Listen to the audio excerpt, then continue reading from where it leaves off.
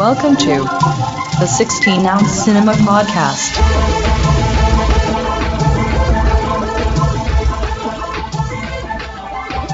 Hello, and welcome to 16-ounce Cinema. Mike's already going, where we drink pints and talk pictures. I'm TJ. I'm here with Mike. I'm Mike. I'm here with TJ. And this is our Mario Minute. This week we're talking about 1961's Hercules in the Haunted World. And just to recap the Mario Minute is we're working through Mario Bava's entire filmography as a director. That's right, we are. This is our fifth one? Anyway, y'all can count probably better than we can. Mike, what are you drinking tonight? I'm drinking sparkling blueberry water. Because it's your turn to be off alcohol. I've done that many times. And I'm drinking Jamaican Me Happy. What is? Seagram's Escapes. Holy Lemon, strawberry, watermelon, and guava. Wow, I really thought my drink would be the worst. It's not even a seltzer. It's a malt beverage. How's it taste? So it's 3%. It's probably tastes like just pouring sugar watermelon juice down my throat. My water honestly tastes like the worst blueberry of the batch that's in the pint, but those are still good. Yeah. So that's my favorite sparkling water. I'm glad you're drinking a sparkling water and I'm drinking Seagram's Jamaican Me Happy. This will be probably the hardest thing I drink for months, so we'll see how recording goes. This is so fruity. So I guess the first thing I want to say is I really liked this movie. I thought it was pretty freaking awesome. You know, I thought it was okay. I didn't think it was pretty freaking awesome, but I did actually put in my notes that I didn't research beforehand, I saw afterwards, that I would probably like it more if I saw it on Blu-ray. And I saw afterwards that Kino Lorber Yes, that's one of my notes as well. But it's $20. That's also my note. I wouldn't buy it for $20. I would buy it for $10. It's on sale for $20 from $30 because that's what Kino Lorber does for some reason. I kind of wish there would have been no way to know, but like if I'd known it was good, I would have rented it from their streaming because it's $5 to rent. Oh, I would have done that too if I had known. Because this is another one of them that's on Prime in a sub VHS rip. It is horrible, and my credits were upside down, except mine were on Hulu, so I watched mine off Hulu. Oh, you found it on Hulu? Yeah, well, I found it on my Amazon Fire Stick, and it went to Hulu. Okay, so I didn't even go near Hulu. Okay. I checked Prime, and I was like, well, this looks like shit. And, yeah. Prime, they're notorious for that if you're deep diving into movies at all. Yeah. Not even that much deep diving. There's anything. Anyway, I've had several times where, especially silent movies, what's on Prime is horrible, but you go on YouTube and the Blu-ray rip is there. Like, they had one, this is getting way off topic, but there was a Douglas Fairbanks, I think it was called The Black Pirate. And it was like one of the very first 2-strip Technicolor films. So it has like a little bit of like blue and green or whatever, I don't know what colors, but there's like color in it. You can see flesh, a little bit of flesh tone, and a little bit of redness, almost like a pinkish hue to it. Mm-hmm. Not like full vibrant colors. Comes off insane on the. But it has colors, right? Mm-hmm. There's a Blu-ray rip of this Technicolor film on YouTube. Prime, I don't know how, has a muddy as fuck black and white version that's not even framed correctly. And I'm like, how did they even get a black and white print of a color film? Like, they don't even have it in the right color. Yeah. And I just wish like there was some kind of quality control at Prime, because honestly, I'd rather not have it listed. Yeah. You know, because I don't want to like accidentally watch it on Prime and then find out I could have watched it better on YouTube. Yeah. I mean, now I know better. Yeah, it does give you the option though. I guess not, because I do search it on the Fire Stick, so it searches like YouTube and all these different places. It searches whatever app you have used, so I could see it being annoying. Roku does the same thing. Yeah. So I do have a question. Is it okay that we're sitting within a foot of each other, screaming into each other's mouths? As long as we don't open mouth kiss, I think. Should we be wearing masks? I don't know. It's too late at this point. It's been minutes already. It's been 4.5 minutes. I didn't think about this, but Okay, Whatever. so this is a peplum. I wanted to make sure I used the correct terminology. Yeah. I always forget that that's such a word. I actually have never heard that word until this moment. I have, but I forgot about it. It's basically the word for all these Italian sword and sandals movies that were coming out in the 50s and 60s that were very popular. Yeah. And we saw already one of Mario Bava's Awful. giant marathon, just totally Terrible. forgettable and bad and miserable. So it's like he learned. He learned from the shit, and then he made at least an okay to pretty, now pretty what's awesome really movie. curious is that was a co-direction with Jack Turner, who's actually like a good director. And then the movie we skipped was actually directed by Raoul Walsh, who's another not great director. Going back to Peplum, is that what it means with the sword and sorcery with horror elements? Is that what Peplum specifically is, or no? That was something that came out of this movie, which Okay. I'd be down for more of that. Yeah. Let's just get right into it. So it opens up with a super gothic opening, like you're going through some like woods, through the tree roots, and you come across a screaming woman on the ground. I love that opening. It stars Reg Park, who's a Hercules regular. You jump in whenever you're ready, Mike. I see you looking at your notes. Yeah, I was like, wait, I don't remember any of this. But I think I just like picked random. But yeah, you go ahead. I didn't. Yeah. It's got Christopher Lee. I was so excited to see that Christopher Lee was in it. Now, you're notorious, Mike, for not catching up or picking up on this. But did you notice something about Christopher Lee? No. He's dubbed. You never noticed. Hang on. He's No. dubbed. My entire movie is completely dubbed, so I don't know why you would. But into English, and they're. Oh, so I saw notes on this. I didn't pick it up as I was watching it. That Christopher Lee's English was dubbed by another actor. Yes. Yeah. Whereas he did his own in like Europe or whatever the fuck. I don't know if you want to get ahead of ourselves. There's a movie, another Bava movie I've already seen with Christopher Lee, and he's also dubbed again. So I wasn't as surprised, but I was like, considering it came before the other one, he was still dubbed. But it is disappointing. Like, why would you? I guess because they're not recording like the dialogue at the same time, and they're going back, and he's just not in the studio. Well, yes. But this was my. But how did you tell when everyone else is? Oh, because you know his voice. So that's. He has a very distinctive voice. Yeah. But that's the thing. Me and Angus were talking about with Monster Dog for Alice Cooper. We would do the same thing. Like, okay, maybe when they went back and dubbed everybody. Like they didn't have him for that studio time because a lot of times they don't record the dialogue simultaneously just so they can fill in their dubs easier for the international like in old market. Movies or in general? For the Italian movies. Oh, okay. They would just dub later to make the international market rather than try to waste time recording the sound then or the dialogue at least. I don't know. I didn't find anything on Alice Cooper at all. I didn't find anything on this. So the real quick on these points, like I actually feel the energy in our room right now because we didn't watch these movies, right before recording. We actually watched them like a couple days past, which I think is better. So we have more energy, but I'm going in almost as if I've never watched the film. That's how good my memory is. Oh, I'm pretty muddy too. If I didn't have notes, I would only remember the very end, which we'll get to. You have a bibliography. I have a manifesto. You have a manifesto of Jesus in this. Yeah. Like is that just for this movie? No, what? Oh, this whole three subject notebook. Right, so I do have. This is going to be a long one. My first note says Christopher Lee plus treasure chest death stabbing was fantastic. What am I talking about? I don't remember the death stabbing. Like Christopher. Oh yes, with all like the creepy ghouls coming in and out of the coffins. And everything. Yes, it was so gothic at the beginning. And then the next thing we get is Reg Park as Hercules coming out of a lake bath. Yeah, dude. There's been so many lake baths in my films I've been watching recently. It makes me so happy. Having a run of lake baths, and not all for the show, but in your own personal time. And I just text it to you guys all the time. And then he dries himself with a leaf. And then there's a foot shot. Oh, the chick he's banging? That his friend is banging. You see her feet. His sex friend. Yeah. Just like a sex friend. Okay, I felt bad. I think I wrote this somewhere, but his sex friend is like sleeping with this dude's wife. Yeah, okay, so who seems totally cool with Hercules' buddy, whose name I didn't bother to write down, we'll call him Blondie. Yeah.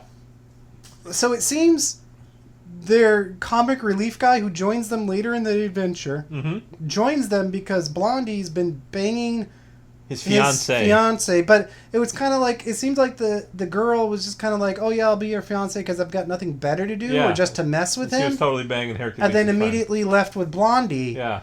And then, but it seems like Blondie just ditches her later for Persephone. Absolutely. The goddess. Yeah. And but also like their silly friend, I forget his silly friend was also fucking that guy's wife that had the two boats, the magical boat. Because Hercules was like, oh, he must be fucking his wife or something like that. And I was like, holy shit, they're all fucking wives. But then, like, it was a different girl at the end that was with silly guy, and now he has a new fiance. Oh no, I thought that was the same girl as this girl. I thought it was a lookalike to Persephone, and Blondie was like, oh, you look like that girl I really wanted to fuck. How about you leave your fiance for me? And she's like, I'll get off the horse, okay. Like, she was right. Like, it seemed like that the romance in this movie is really dicey. It was very dicey. I felt equally bad and then immediately okayed with the guy. At least Hercules himself, he's like into Dianara or whatever her name was. So the hottie, what was her name? The main one that Hercules likes, that the Christopher Lee wants? I was calling her Dianara. That's fine. But we were probably wrong. How come she was sleeping like a vampire? Like he put her under a spell. Is that what it was? She was like under his hypnosis. Oh, okay. Yeah. She came out of a tomb. I'm like, well, who is this vampire? I don't know why. I guess he put her in her tomb because that was where he had all his shit hidden. It's just where all the cool people have them. It's where you hide. Now, was that actually underneath his castle place, or did they go through like a portal and he was in some like sub realm? I think it was somewhere underneath because he took the guy down there somewhere to get his treasure too. So basically, the story is Christopher Lee has come back from the underworld for revenge on the Greeks for putting him down there. Yeah. And he takes over this city and hypnotizes the queen or princess or whatever. She has a memory disease that makes her forget Hercules or something. Yeah, keeps her down in the cellar with all his other weird ghouls and goblins. Yeah. And basically Hercules has to go to Hades. Which is the plane of Pluto? Pluto is the king of Hades? I thought Hades was the place of Hades. Maybe they're just mixing their mythology. Because maybe it's like, but Pluto and Hades, are they the same people in like Greek or the other? Maybe we should have brushed up on our mythology. I was actually. But you know what? Mario Bava didn't brush up on his mythology before making this movie, so why should we? So we're okay. I think you're right. Yeah, so he has to go down to the underworld to, I forget why. Oh, they have to get a stone or something. He has to get his power stone. Yeah, that's gonna stop the madness. There's lots of fog in this movie. Oh, there's so much fog. I knew you were gonna love it. So. Oh my god. Also, most of the stages look like a play. Like it's just gonna be a play in front of us. And I think that's freaking cool. Yeah. The action was pretty good. Like it opens up with an action scene. Oh yeah, the action scene was cool. Like destroying like a scaffold. And it got a little cheap stop motion. And the fights were okay. Yeah. Like nothing great, but like if it was 1961, I'd be like, this is a pretty good rip-roaring adventure. Plus a lot of hotties. There was a hotties that had their possession, and they were like, yeah, if you can get it, you can just take our most prized possession. And I was like, wait, what? Oh, yeah, the land of hotties. Yeah. Who just, like, you thought they were going to put up a fight. They had the golden apple that would keep Hercules and Blondie from dying in hell. And I didn't understand what was going on with that thing at all, actually. With the what? The golden apple that preserved them from death and hell. Oh, dude, I don't know how that happened. That's why they had to go get that apple. Yeah, but I don't like. But then they threw it overboard because Pluto was angry. So they're like, throw the apple. And I thought something was going to come of that. But no, it just stopped Pluto from being angry. I did kind of fall asleep for about 10 minutes after they got back from hell. That's important. Part of it was because the rip was so bad, I couldn't understand or see. It was really dark. I think this movie was dark to begin with. Yeah. But this bad rip made it like so dark. Do you remember like as they're going into hell, him and like maybe this is later. I don't know. It doesn't matter. But there was this like chick in like an S&M outfit like going, "Help me and I'll be your slave."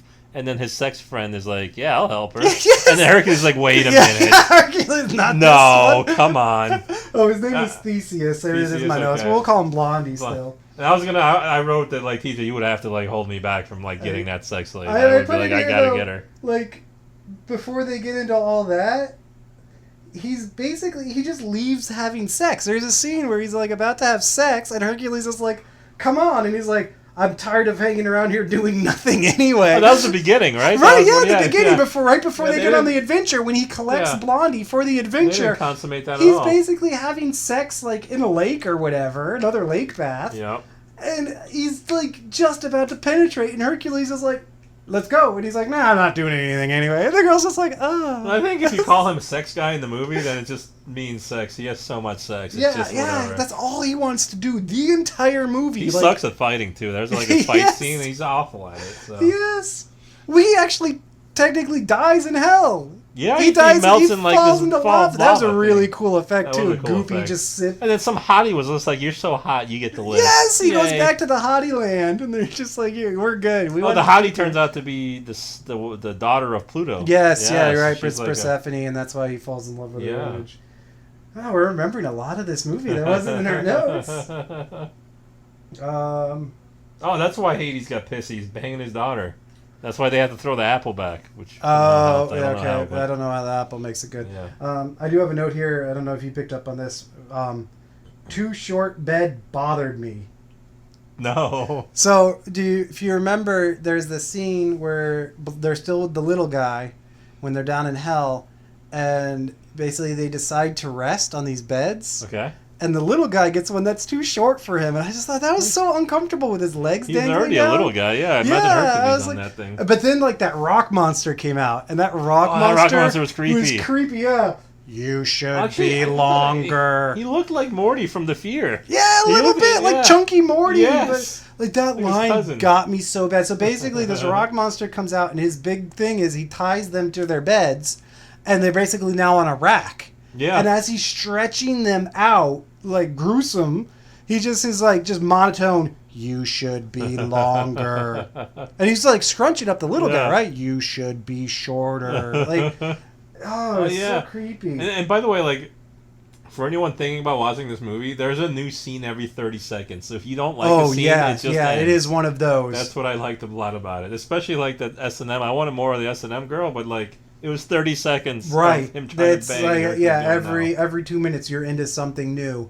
Which that's why I was thinking, like on a Blu-ray, that'd probably be really good, and you could follow it along better too. Yeah. That's what, like, if Kino, I don't understand Kino. Every Kino Lorber Blu-ray is like $20.97. I always think it's discontinued because of 97 cents. Yes. And it pisses me off. They put out such good ones. Yeah. I just wish they would have like Criterion has a sale, like puts them a little bit more in like a reasonable ballpark for something like this. Because if it was on sale for half, because Criterion does 50% off. That's what they're known for. Like that's right. Their huge sales. But also, so something like this for $14 would be pretty. The other thing is too, Criterion, like, you could argue taste, but they are pretty much all critically well-received movies. Yeah.